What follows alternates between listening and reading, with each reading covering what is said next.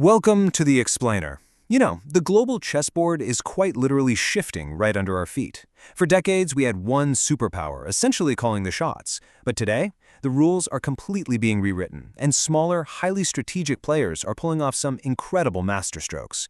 In this Explainer, we're diving into two fascinating, highly contrasting case studies. We're going to break down exactly how these smaller players use highly specialized, asymmetric advantages to not just survive, but actively thrive and gain massive leverage on the global stage. Which brings us to the driving question for our entire analysis today. How do smaller nations survive in a world of massive superpowers? I mean, when you don't have a giant population, endless territory, or the world's largest military, how do you force the big players to take you seriously? Well, it turns out, the answer lies in asymmetric power. It's about having something so uniquely valuable that the giants of the world simply cannot afford to ignore you. So here's our roadmap for this Explainer. 1. The emerging multipolar world. 2. Somaliland, the geographic choke point. 3. The quest for recognition. 4. Israel, tech-driven deterrence. 5. Scenarios for the future. And 6. Asymmetric power wins. All right, let's get into it. Section 1. The emerging multipolar world. Before we jump into our case studies, we really have to understand the playing field. We've officially entered a multipolar world order. Basically, that's an international system driven by multiple centers of power, rather than just one dominant hegemon, like the United States was right after the Cold War. Naturally, this transition creates some intense great power competition, especially between the US, China, and Russia. Now, for smaller players, an environment with so many competing giants is incredibly dangerous. But, as you'll see, it's also packed with some truly unique opportunities for strategic hedging. Section 2. Somaliland, the geographic choke point. Okay, so Somaliland holds an absolutely massive strategic advantage. They are perfectly positioned right at the intersection of the Gulf of Aden and the Red Sea. What does that mean for us? It means they sit alongside routes that control roughly 15% of all global maritime trade. That directly impacts the cost of the goods you buy every single day. If a shipping route gets choked up here, inflation spikes at your local grocery store. They are just a stone's throw from the Suez Canal and the Bab el-Mandeb Strait, making them the absolute essential gateway for shipping between Asia and Europe. And right now, as Houthi disruptions make the Red Sea incredibly perilous, Somaliland's port of Berbera offers a desperately needed secure alternative. Their geography is quite literally a vital choke point for the global economy. And the contrast here is just stark. The surrounding regional environment of the Horn of Africa is plagued by widespread volatility, piracy, and those Houthi shipping disruptions causing absolute chaos on the water. It's a deeply unstable neighborhood. But look internally at Somaliland. Since declaring independence back in 1991, they have maintained over 30 years of peaceful, democratic transitions. They actually have highly functional security forces and are entirely free from the al-Shabaab terrorist presence that plagues southern Somalia. They essentially act as a stabilizing anchor in a literal sea of chaos. Section 3. The quest for recognition. So, how exactly does an unrecognized state turn a port into formal international currency? Well, it's a highly calculated, decades-long play. They declared independence in '91 and essentially built a de facto state from the ground up for over 3 decades. But the recent 2024 Memorandum of Understanding with Ethiopia, that was a massive geopolitical masterstroke.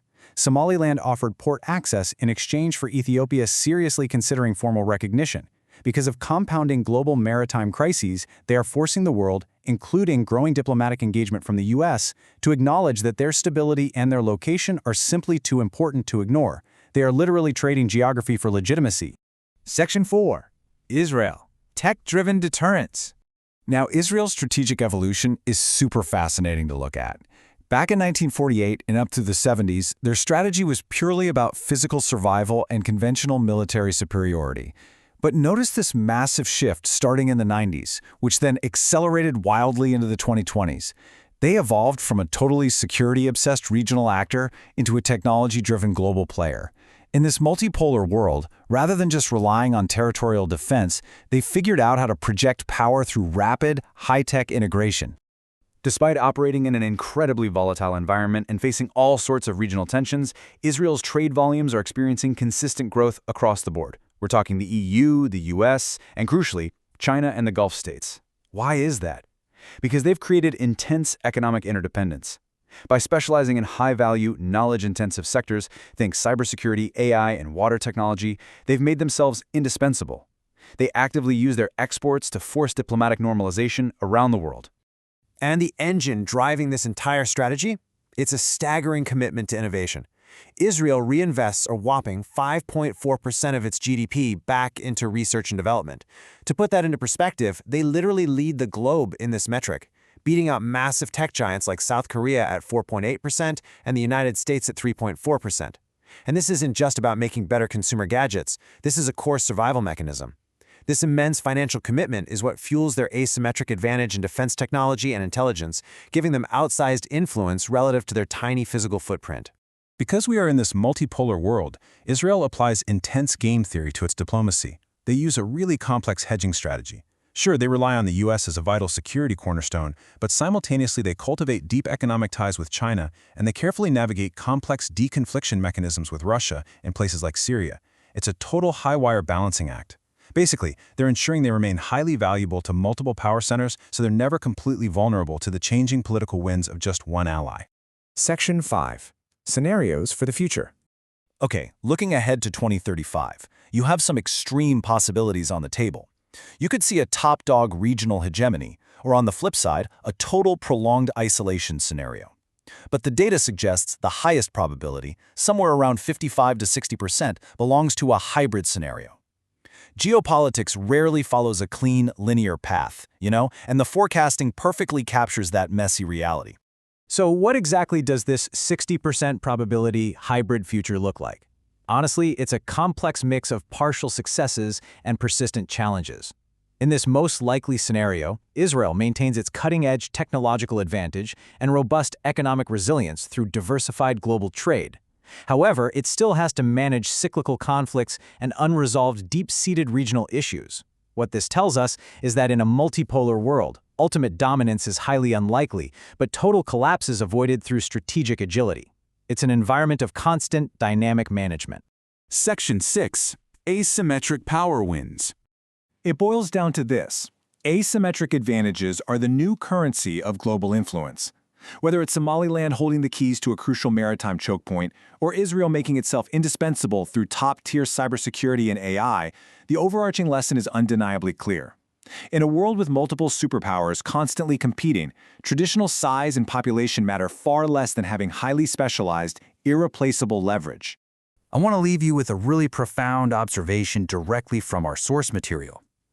The transition from unipolarity to multipolarity is not a gradual evolution, but a series of punctuated equilibria, periods of stability interrupted by rapid disruptive change. And we are living in one of those heavily disruptive periods right now. The tectonic plates of global power are shifting, and the smaller nations that adapt and leverage their unique strengths, those are the ones who will write the rules for their own survival. Which leaves us with one final, absolutely critical question. As these asymmetric powers continue to rewrite the rules of engagement, what will the global map actually look like in 2035? Will traditional superpowers retain their grip, or will the nations holding the geographical and technological keys dictate the future? Thanks for joining this explainer. Keep questioning the map.